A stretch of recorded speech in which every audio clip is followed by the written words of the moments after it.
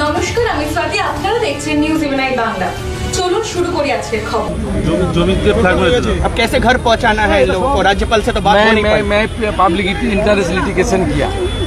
राज्यपाल साहब का तो कॉन्स्टिट्यूशन हेड है, उन्होंने बताया था मैं विक्टिम के साथ बात करूंगा, इसलिए हम लोग को रिक्वेस्ट किया था आप बात कीजिए। उन्होंने बताया, रिटिन बताया, उनका रिटिन परमिशन लेटर है मेरा पास। 200 लोग को अलाउ किया था। ये बंगाल में गवर्नर का अलाउ किया, गवर्नर देखिए 200 अलाउ, ये लोग দেখুন, রাজভবনের সামনে বিরোধী দলনেতা আর নাকি 200 জনকে নিয়ে গেছে, ওটা নাটক।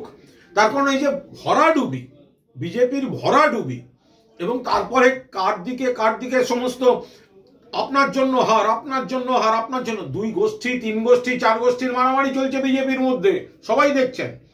হার থেকে নজর ঘোরাতে, ব্যর্থতা থেকে নজর ঘোরাতে দলের কর্মীরা নেতাদের বিরুদ্ধে প্রশ্ন করছে, নজর ঘোরাতে নাটক। ঘর ছাড়া বলে কয়েকজনকে বাড়ি থেকে তুলে এনে খাইয়ে দাইয়ে নাটক করার জন্য পার্টি অফিসে রেখেছে। প্যাকেজ ট্যুর বাসে করে নিয়ে যাচ্ছে, হোমস্টে প্যাকেজ পার্টি অফিসে। আর বিজেপিতে যদি ঘর ছাড়া কেউ থাকে তার নাম একমাত্র দিলীপ ঘোষ, যাকে বিজেপি মেদিনীপুর থেকে তুলে এনে অন্য জায়গায় পাঠিয়ে দিয়েছে। রাজভবনে গেছে। রাজভবনে কেন? যে রাজভবনে রাজ্যপালের বিরুদ্ধে গুরুতর অভিযোগ, মারাত্মক অভিযোগ, সেই তদন্তটাই এখনো মানুষের চর্চায়, সেখানে গেছে নাটক করতে।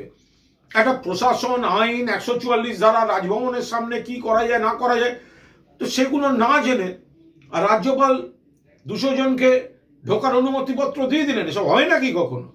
ফলে পুরোটা নাটক, এর মধ্যে কোনো গুরুত্ব নেই। গোটা জিনিসটা একটা হাস্যকর প্রচারে আসার জন্য বিজেপি নেতারা, যাদের ব্যর্থতায় হার, তারা তার থেকে নজর ঘোরাতে নাটক করার জন্য এইভাবে কয়েকজনকে বাড়ি থেকে তুলে এনে পার্টি অফিসে খাইয়ে দাইয়ে রেখে বাসে করে এসব নাটক করতে গেছে। এর সঙ্গে বাংলার রাজনীতি, বাংলার মানুষের কোথাও কোনো সম্পর্ক নেই। পরবর্তী খবরের জন্য দেখতে থাকুন নিউজ 11 বাংলা।